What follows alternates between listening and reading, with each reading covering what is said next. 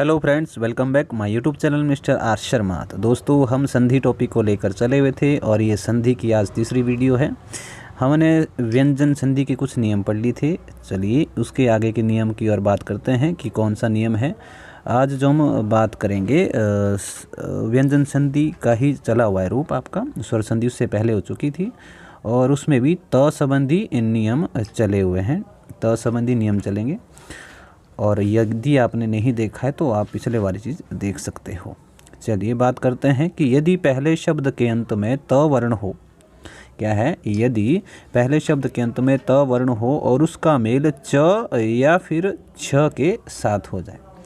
अगर पहले शब्द के अंत में त वर्ण हो और उसका मेल किसके साथ हो जाए, च या छ के साथ हो जाए, तो त के स्थान पर च का आगमन हो जाता है। क्या है, अगर पहले शब्द के अंत में त वर्ण है और उसका मेल च या छ के साथ हो जाए तो च बनेगा, लेकिन कैसा होगा, आधा बनेगा, हलंत वाला बनेगा।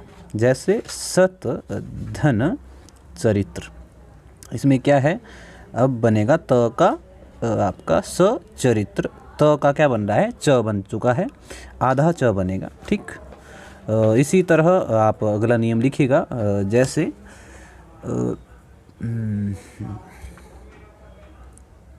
जगत धन छाया, जगत धन छाया, तो यहाँ बाकी सब सेम रहेगा, बस त की जगह क्या आएगा, च आएगा। जग छाया, उत धन चरित, अब क्या बनेगा, उच्चरित। ठीक है, उच्चरित, ये है आपका क्या, अगर पहले शब्द के अंत में त वर्ण है और मेल किसके साथ हो जाए, च या छ के साथ हो जाए, तो च का निर्माण होगा। और इसी तरह हम अगले इसकी ओर बात करते हैं, अगले नियम की ओर बढ़ते हैं कि अगर क्या हो जाए, त संबंधी ही बात हो रही है, जैसे इससे पहले की बात हो चुकी कि अगर पहले शब्द के अंत में क्या हो, त वर्ण है, क्या, यदि पहले शब्द के अंत में त वर्ण है और उसका मेल ज के साथ हो जाए, ज से जग वाला, या झ वर्ण भी कभी कभी शब्द जो है वो दिया जाता है, अगर इसके साथ मेल हो जाए ज या झ के साथ, तो त भी ज वर्ण में तब्दील हो जाएगा और वो भी कैसा, आपका आधा ज बनेगा। जैसे उदाहरण के लिए उत धन ज्वल, उत धन ज्वल, तो क्या बनेगा, उज्ज्वल शब्द बनेगा। और ये बहुत ही महत्वपूर्ण है। क्यों है महत्वपूर्ण, क्योंकि उज्ज्वल शब्द की तो वर्तनी पूछी जाती है। इसमें उज्ज्वल शब्द में दोनों ही ज कैसे होंगे, आधे होंगे, क्योंकि त का भी आधा ज बना है और ज्वल में भी ज कैसा है, आधा है। ठीक है, उसके बाद लिख लीजिए जैसे सत धन जन, सत धन जन सज्जन, यहाँ सज्जन शब्द में क्या है, सज्जन शब्द में एक ज आधा है और दूसरा ज पूरा है। इसका विशेष ध्यान रखना है, क्योंकि जन शब्द पूरा था और जो आपका त का ज बना वो आधा ज बना। ठीक है, तो इस नियम का आपने विशेष ध्यान रखना है कि अगर त का मेल किसके साथ हो जाए, ज या झ के साथ हो जाए, तो त का ज बने।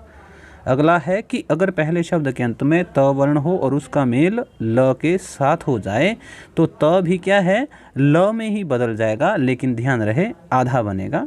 इसके लिए मैं उदाहरण लिख रहा हूँ। जैसे उत धन लेख, उत धन लेख क्या बनेगा, उल्लेख, उत धन लेख उल्लेख। तत् धन लीन, तत् धन लीन, तो क्या बनेगा, आपका तल्लीन शब्द का निर्माण होगा।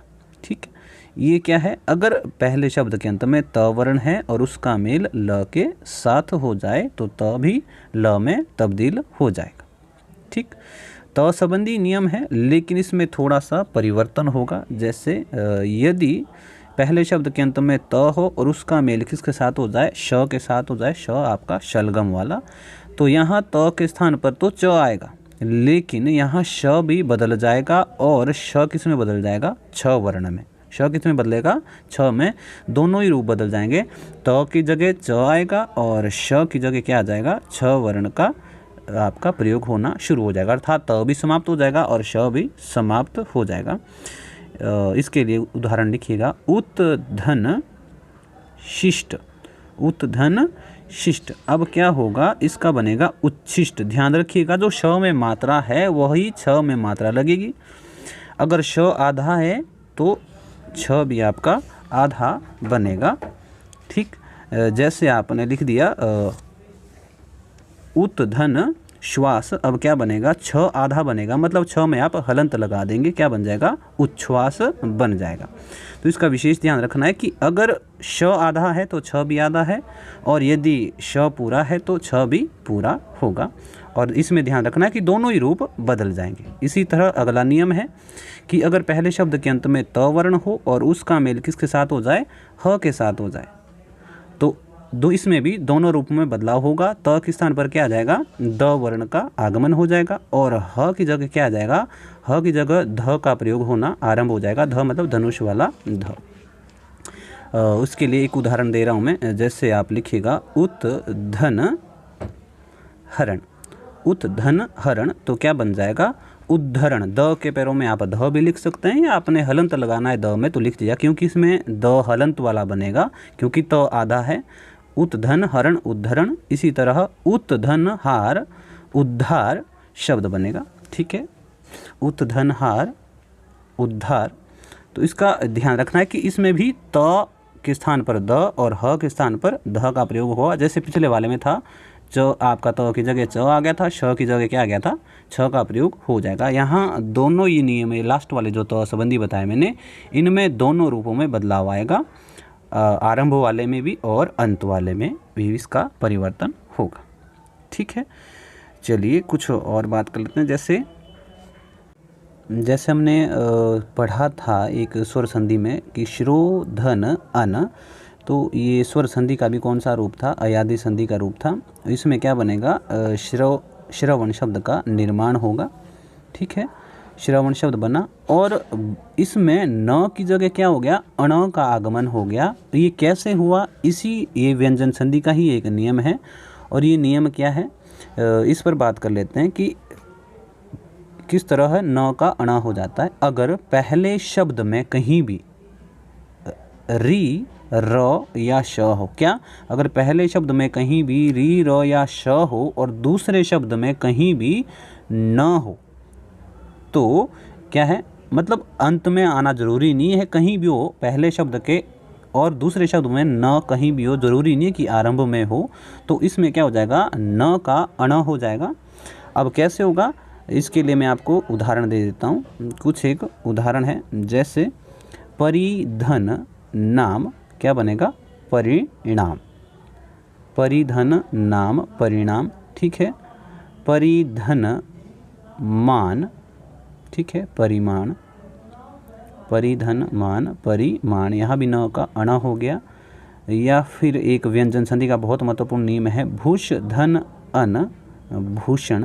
ये तीनों ही शब्द आपके किसके अंतर्गत आएंगे, व्यंजन संधि के अंतर्गत आएंगे। और इसमें क्या है कि अगर पहले शब्द में ये क्या आ रहा है, री र या श आ रहा है, तो न का अण बदल जाएगा।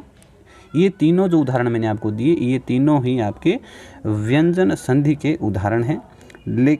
लेकिन इस नियम के तहत स्वर संधि के भी कुछ वर्ण होते हैं जिसमें परिवर्तन आ जाता है। अब जैसे मैं आपको यहाँ उदाहरण दे रहा हूँ, जैसे एक तो अभी मैंने बात की थी, श्रवण शब्द की बात की थी कि एक तो श्रवण शब्द है जो श्रोधन अन से बना था, इसमें भी क्या होता, न का अण बना था, ये भी इसी नियम के तहत बना है। दूसरा रामायण शब्द है, रामधन अयन शब्द से बना है आपका, रामधन अयन। और तीसरा शब्द आपका क्या है, जिसमें देखिएगा आप म के अंत में अ आ रहा है और अ का अयन के साथ अमेल हो रहा है, तो यहाँ बड़ा आ का निर्माण हो रहा है। तीसरा शब्द क्या है, उत्तरायण शब्द है। उत्तरायण शब्द कैसे बना, उत्तर धन अयन से बना है, तो यहाँ भी र के अंत में अ है और यहाँ अ के साथ मेल हो रहा है, बड़ा आ। अब महत्वपूर्ण बात क्या है कि ये जो तीनों नियम मैंने आपको लिखाए हैं लास्ट वाले, श्रवण रामायण उत्तरायण, ये तीनों ही नियम स्वर संधि में आएंगे, ठीक है।